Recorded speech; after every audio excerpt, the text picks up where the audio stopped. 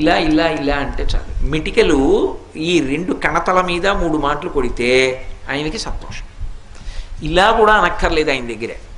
ఇలా కొట్టి ఈ చేతి మీద కుడి చేయి పైకొచ్చేట్టు ఎడం చేయి కిందకు ఉండేటట్టు పెట్టి కుడి చేత్తో ఈ చెవి చివరిని ఎడం చేత్తో ఈ చెవి చివరిని పట్టుకొని 3 మాటలు గుంజీలు తీస్తే ప్రసన్నుడైపోతాడు.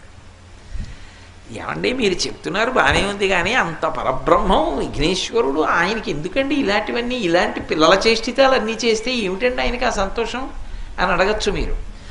దీని వెనక ఒక మర్మం ఉంది. ఒకప్పుడు అగస్త్య మహర్షి మహానుభావుడు, సామాన్యుడు కాడైన ఆయన ఆ దక్షిణ దేశంలో ద్రవిడ దేశం దగ్గర ఒక పర్వతం మీద కూర్చొని తపస్సు చేస్తున్నాడు.